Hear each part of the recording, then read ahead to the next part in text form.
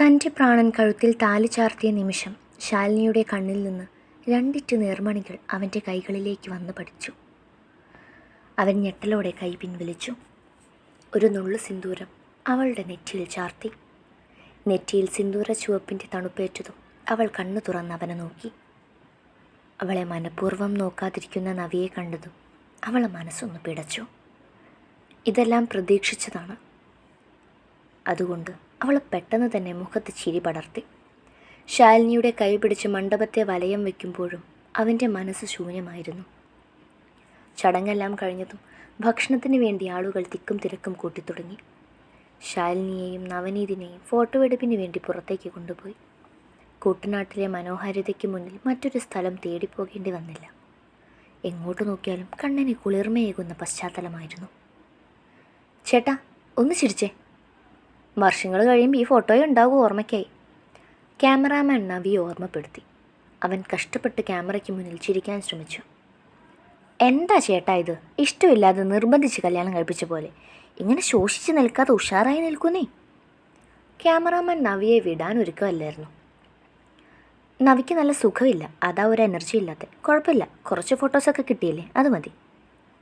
നവനീതിന് ഇതൊന്നും ഇഷ്ടപ്പെടുന്നില്ലെന്ന് മനസ്സിലാക്കിയ ശാലിനി അവനെ രക്ഷപ്പെടുത്താൻ നോക്കി. അതൊക്കെ നിങ്ങളെ ഇഷ്ടം. കല്യാണം കഴിഞ്ഞ് ഫോട്ടോസ് കിട്ടുമ്പോൾ നല്ലതൊന്നും ഇല്ലല്ലോ, ഫോട്ടോസൊന്നും കൊള്ളൂലെന്ന് പറഞ്ഞേക്കരുത്, ക്യാമറാമാൻ മുൻകൂറായി പറഞ്ഞു. അങ്ങനെയൊന്നും പറയാൻ പോകുന്നില്ല, നിങ്ങൾ പോയി ഭക്ഷണം കഴിച്ചോളൂ. ഇതും പറഞ്ഞ് നവി അവിടെ നിന്ന് പോയി. എവിടെ നിന്ന് കിട്ടി ചേച്ചി ഇതിനെ? ആളൊരു മുരടനാണല്ലോ. ക്യാമറാമാൻ്റെ കൂടെയുള്ളയാൾ നവനീത് പോകുന്നത് നോക്കി പറഞ്ഞു. ഈ കാണുന്ന പോലൊന്നുമല്ല, ആൾ പാവാണ്. നവിയെ പറഞ്ഞത് ശാലിനിക്ക് ഇഷ്ടപ്പെട്ടിരുന്നില്ല. ചേച്ചി കൂടുതൽ ഭർത്താവിനെ വെളുപ്പിക്കണ്ട. ഞങ്ങളിവിടെ വന്നപ്പം തന്നെ അറിഞ്ഞു ഇയാൾ വേറെ പെണ്ണിൻ്റെ കൂടെ ഒളിച്ചോടി പോയി പണി കിട്ടി തിരിച്ചു വന്നതാണ്. ഗ്ലാമർ ഉണ്ടായിട്ട് കാര്യമില്ല ചേച്ചി, സ്വഭാവം നന്നാവണം. ക്യാമറമാൻ്റെ കൂടെയുള്ളയാൾ വീണ്ടും നവനീതിനെ കുറ്റം പറഞ്ഞതും ശാലിനി അവനെ ചെറഞ്ഞൊന്ന് നോക്കി. ഡാ, നീ എൻ്റെ കൂടെ വന്നതേ ലൈറ്റ് പിടിച്ചു തരാനാ, അല്ലാതെ മറ്റുള്ളവരുടെ ജീവിതത്തിലെ ലൈറ്റ് കെടുത്താനല്ല. ശാലിനി, അവൻ പറഞ്ഞു ഒന്നും കാര്യമാക്കണ്ട. താൻ നിൽക്ക്, കുറച്ച് സിംഗിൾ ഫോട്ടോസ് എടുക്കാം. ക്യാമറാമാൻ കൂടെയുള്ളയാളെ കണ്ണുരുട്ടി നോക്കി ശാലിനിയുടെ ഫോട്ടോസ് എടുത്തു. ഊട്ടുപുരയിലെ തിരക്കൊഴിഞ്ഞപ്പോഴേക്കും നവനീതിൻ്റെ വീട്ടിലേക്ക് ഇറങ്ങാൻ സമയമായിരുന്നു. തൊട്ടടുത്തായതിനാൽ നടന്നാണ് പെണ്ണിനെ ചെക്കൻ്റെ വീട്ടിലേക്ക് കൊണ്ടുപോകുന്നത്. ഇറങ്ങട്ടെ അമ്മേ? ശാലിനി അമ്മയോടും അച്ഛനോടും ശില്പയോടും ബന്ധുക്കളോടുമെല്ലാം യാത്ര പറഞ്ഞു. അടുത്തു തന്നെ ആയതിനാൽ കണ്ണീരിൻ്റെ ആവശ്യമില്ലായിരുന്നു. പകരം ചിരിച്ചുകൊണ്ട് തന്നെ നവനീതിൻ്റെ കൂടെ ഇറങ്ങി. നവിയുടെ വീടെത്തിയതും വിളക്കെടുത്ത് ശാലിനിക്ക് കൊടുത്തത് നവനീതിൻ്റെ ഉറ്റ കൂട്ടുകാരൻ്റെ അമ്മയായിരുന്നു. നവി തിരിച്ചു വന്നെങ്കിലും ബന്ധുക്കൾ അവനെ കാണാനോ അവരെ കാണാനോ ശ്രമിച്ചിരുന്നില്ല. അച്ഛൻ്റെയും അമ്മയുടെയും മരണത്തിന് കാരണം അവനാണെന്നാണ് അവരുടെ വാദം. വിളക്ക് കയ്യിലെടുത്ത ശാലിനി നവിയുടെ അച്ഛൻ്റെയും അമ്മയുടെയും അസ്ഥിത്തറയിലേക്കൊന്ന് നോക്കി. മനസ്സാൽ അനുഗ്രഹം വാങ്ങി വലത് കാലെടുത്ത് വെച്ച് അകത്തേക്ക് കയറി. എന്തോ ആ നിമിഷം അവളുടെ ചങ്കൊന്ന് പിടച്ചു. എത്ര ആഗ്രഹിച്ച നിമിഷമാണിത്. നവിയുടെ അച്ഛനും അമ്മയും ആഗ്രഹിച്ചതായിരുന്നു ഇങ്ങനെയൊരു കാഴ്ച. പക്ഷേ വിധി അവരെ മണ്ണോട് ചേർത്തില്ലേ? മോളെ ശാലു, എൻ്റെ മോനെ വളച്ചൊടിച്ച് കുപ്പിയിലാക്കി എൻ്റെ മരുമകളായി നീ ഈ വീട്ടിൽ വന്ന് കയറണം. ഒരു മകളില്ലാത്ത ഞങ്ങൾക്ക് നിൻ്റെ കളിയും കൊഞ്ചലും കാണുമ്പോൾ കൂടെ എപ്പോഴും വേണമെന്ന് തോന്നല.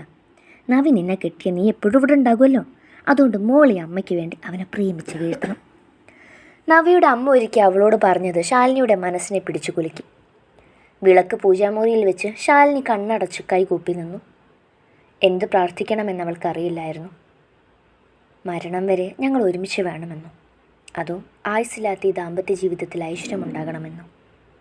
അറിയില്ല എന്ത് പ്രാർത്ഥിക്കണമെന്ന്. എൻ്റെ നവിക്കിന് വിഷമങ്ങളൊന്നും വരരുതേ.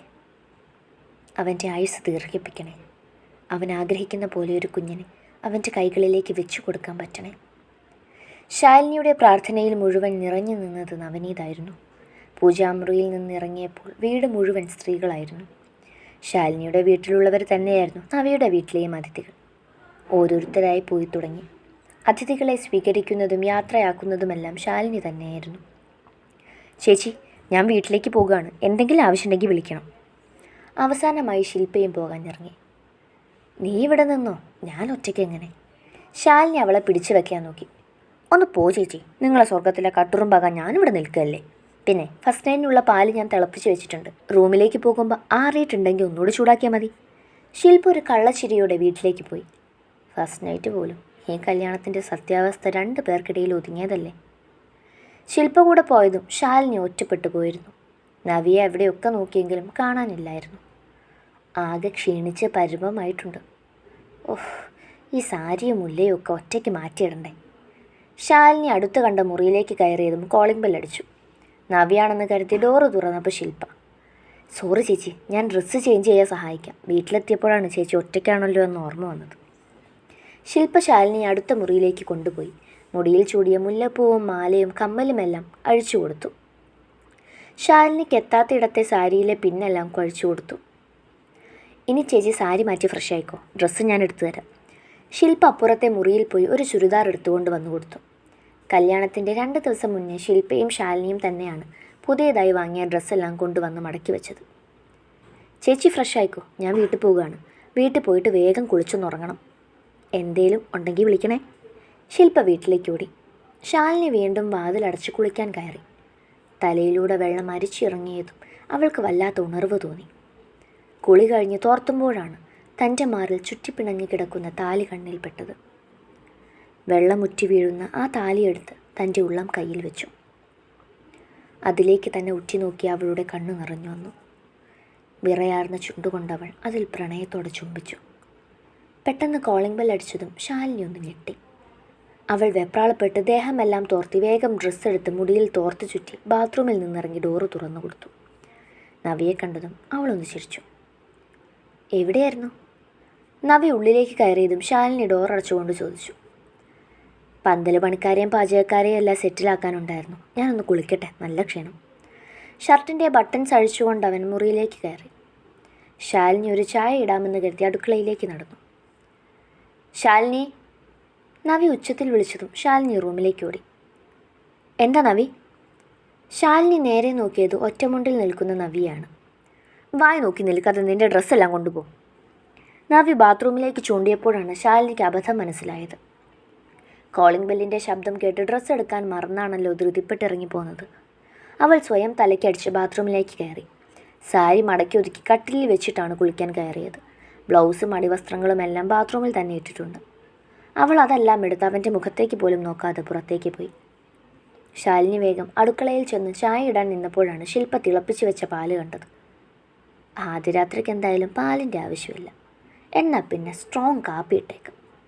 പാല് വീണ്ടും ചൂടാക്കി കാപ്പിപ്പൊടി ഇട്ട് നന്നായി തിളപ്പിച്ച് പഞ്ചസാര ഇട്ട് ഇളക്കി വാങ്ങി വെച്ചു. 2 കപ്പെടുത്ത് അരിച്ചൊഴിച്ച് കാപ്പിയും കൊണ്ട് നവിയുടെ റൂമിലേക്ക് പോയി. അവനെപ്പോഴും കുളിച്ചിറങ്ങിയിട്ടില്ലായിരുന്നു. ഇതെന്ത് കുളിയാ ദൈവമേ, ഇങ്ങനെ തേച്ചൊറച്ച് ഇങ്ങഴി ബാക്കിയുണ്ടാകൂ. അവളൊരു ആത്മകഥത്തോടെ ഒരു കോഫി മുറിയിൽ വെച്ച് ഹാളിലേക്ക് പോയി. ചുമ്മാ TV ഓൺ ചെയ്തപ്പോഴാണ് ഡോറ് തുറന്നൊരു ചേച്ചി കയറി വന്നത്. ആരാ? ശാലിനി ആളറിയാതെ എണീറ്റ് നിന്നു. ഇവിടെ വൃത്തിയാക്കാൻ വന്നതാ കുഞ്ഞ്, ഇവിടുത്തെ നവനീത് കുഞ്ഞ് വിളിച്ചു പറഞ്ഞിരുന്നു. ആ സ്ത്രീ വിനയത്തോടെ പറഞ്ഞു. ആണോ? എന്നാൽ ആദ്യം ഞാൻ കാപ്പി എടുക്കട്ടെ, എന്നിട്ട് പണിയെടുക്കാം. ശാലിനി അടുക്കളയിലേക്ക് പോകാൻ നിന്നു. അയ്യോ വേണ്ട കുഞ്ഞെ, നേരെ ഇരുട്ടുമ്പോഴേക്കും എനിക്ക് വീട്ടിലെത്തണം. ആ സ്ത്രീ അവളെ തടഞ്ഞു വെച്ചു. അതൊക്കെ പോകാം, വൈകിയാൽ നവി ആക്കി തരും, ചേച്ചി ഇരിക്കെ. ശാലിനി ബാക്കിയുള്ള കാപ്പി കൂടെ ഒരു കപ്പിലേക്ക് ഒഴിച്ച് പാത്രം കഴുകി വെച്ച് കാപ്പി ചേച്ചിക്ക് കൊടുത്തു. ചേച്ചി അവളോട് സ്നേഹത്തോടെ ഒന്ന് ചിരിച്ച് കാപ്പി കുടിച്ച് പണിയിലേക്ക് തിരിഞ്ഞു. നല്ല തലവേദന തോന്നിയതും അവൾ മറ്റൊരു മുറിയിലേക്ക് പോയി കിടന്നതും ഉറങ്ങിപ്പോയിരുന്നു. ഹൊയ് ചേച്ചി, എണീക്ക്. ശില്പയുടെ ശബ്ദം കേട്ട് ശാലിനി ഞെട്ടി എണീറ്റു. നീ എന്താ ഇവിടെ? അതെന്താ എനിക്ക് വന്നൂട്. ചേച്ചിക്ക് നവനീതേട്ടനും അമ്മ ഫുഡ് തന്നു വിട്ടതാ. ഞാനിങ്ങ് വന്നപ്പോൾ നവനീതേട്ടൻ പറഞ്ഞു ചേച്ചി നല്ല ഉറക്കാമെന്ന്. എന്തോന്നാ ചേച്ചി, ഫസ്റ്റ് നൈറ്റായിട്ട് ചേട്ടനെ കൂട്ടാതെ ഉറങ്ങാണോ? ശില്പ കളിയാക്കി. തലവേദനയായിട്ട് കിടന്നതാ പെണ്ണെ, അറിയാതെ ഉറങ്ങിപ്പോയി. നീ കഴിച്ചോ? ശാലിനി ബെഡിൽ എണീറ്റിരുന്നു. ഓ കഴിച്ചു. ഫുഡ് കൊണ്ടു കൊടുത്ത് ഒരു നിമിഷം ഇവിടെ നിൽക്കരുതെന്ന അമ്മയുടെ ഓർഡർ. ഞാൻ നാളെ വരാം. Good night and all the very best. Shilpa കണ്ണിറക്കി പോയതും ശാലിനി ചിരിയോടെ എണീറ്റു. ശില്പ കൊണ്ടുവന്ന ചപ്പാത്തിയും കറിയും ടേബിളിൽ വെച്ച് നവിയെ വിളിക്കാൻ മുറിയിൽ പോയി. നവി, ഫുഡ് എടുത്ത് വെച്ചിട്ടുണ്ട്. ഇത്രമാത്രം പറഞ്ഞ് ശാലിനി മുറിക്ക് പുറത്തിറങ്ങി. നവനീത് വന്നതും 2 പേരും ഒരുമിച്ച് കഴിക്കാനിരുന്നു. പണിക്ക് വന്ന ചേച്ചി പോയോ? ശാലിനി സംസാരത്തിന് തുടക്കം കുറിച്ചു. ഞാൻ ആക്കി കൊടുത്തു. അവനത് മാത്രം പറഞ്ഞതും ശാലിനിക്ക് പിന്നൊന്നും ചോദിക്കാൻ തോന്നിയില്ല. ഭക്ഷണം കഴിച്ചെണീറ്റതും നവി തന്നെ അവൻ്റെ പാത്രമെടുത്ത് അടുക്കളയിൽ പോയി കഴുകി വെച്ചു. ഞാൻ കഴുകുമായിരുന്നല്ലോ. ശാലിനി അവനെ നോക്കി അവളെ പാത്രം കഴുകി വെച്ചു. എൻ്റെ എച്ചിൽ പാത്രം വേറൊരാൾ കഴുകുന്നത് എനിക്കിഷ്ടമല്ല. അത് അമ്മയുള്ള കാലത്തും അങ്ങനെ തന്നെ. ഞാനിട്ട ഡ്രസ്സ് അലക്കുന്നതും കഴിച്ച പാത്രം കഴുകി വയ്ക്കുന്നതും ഞാൻ തന്നെയാണ്. പിന്നെ ഒരു ബോട്ടിലിൽ വെള്ളം മുറിയിലേക്ക് കൊണ്ടുതരുമോ? എനിക്ക് ഷോപ്പിൽ കുറച്ച് വർക്ക് നോക്കാനുണ്ട്. നവി മടിച്ചാണത് ചോദിച്ചത്. അതിനെന്താ, കൊണ്ടുവരാം. അവൻ പോയതും അവൾ വെള്ളം തിളപ്പിച്ച് ചൂടാറ്റി കുപ്പിയിൽ ഒഴിച്ചു വെച്ചു. അടുക്കളയിലെ വെളിച്ചം കെടുത്തി കുപ്പിയുമായി നവനീതിൻ്റെ റൂമിലേക്ക് പോയി. അവൾ ചെന്നപ്പോൾ അവൻ ലാപ്പിൽ കാര്യമായിട്ട് ടൈപ്പ് ചെയ്യാണ്. ഒരു ചെറിയ ടേബിളിൽ വെച്ചാണ് അവൻ വർക്ക് ചെയ്യുന്നത്. ആ ശാലു, അവിടെ വെച്ചോ. പിന്നെ ഗുഡ് നൈറ്റ്. അവൻ ടേബിളിൽ കുപ്പി വയ്ക്കാൻ പറഞ്ഞ് അവളോടൊന്ന് ചിരിച്ച് വീണ്ടും വർക്കിലേക്ക് തിരിഞ്ഞു. ശാലിനി വെള്ളം ടേബിളിൽ വെച്ച് അവിടെ തന്നെ ചുറ്റി തിരിഞ്ഞു നിന്നു. കല്യാണം കഴിഞ്ഞ സ്ഥിതിക്ക് അവൻ്റെ അടുത്ത് അവൻ കിടക്കുക എന്ന സംശയത്തിൽ അവൾ അവനെ നോക്കി. എന്താ ശാലിനി, കിടക്കുന്നില്ലേ? അവൻ ലാപ്പിൽ നിന്ന് തലപൊക്കി. ഞാൻ കിടക്കുകയാണ്. അവൾ നാണത്തോടെ അവനെ നോക്കി ചിരിച്ച് ബെഡിൽ വന്നിരുന്നു. അയ്യോ, താനിവിടെ കിടക്കണ്ട, അപ്പുറത്തെ മുറിയിൽ കിടന്നോ. അതല്ലേ തന്നോട് തൻ്റെ ഡ്രസ്സെല്ലാം ആ മുറിയിൽ വെക്കാൻ പറഞ്ഞത്.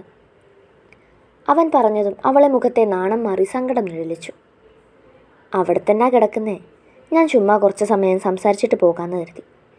ശാലിനി ചമ്മൽ പുറത്ത് കാട്ടിയില്ല. ശരിയാ, കല്യാണം കഴിഞ്ഞ സ്ഥിതിക്ക് എനിക്കും കുറച്ച് സംസാരിക്കാനുണ്ട്. ഞാൻ ഈ വർക്കൊന്ന് തീർക്കട്ടെ, 5 മിനിറ്റ്. ശാലിനി അവനെ കാത്ത് റൂമിലെ മാറ്റങ്ങളെല്ലാം കണ്ണോടിച്ചു കണ്ടു.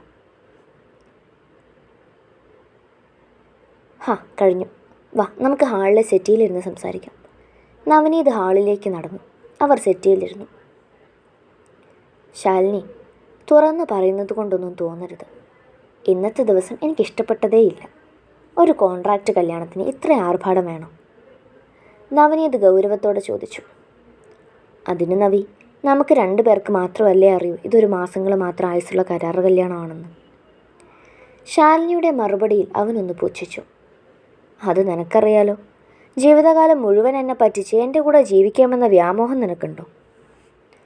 അവൻ്റെ സ്വരം കടുത്തതും അവളൊന്ന് ഞെട്ടി.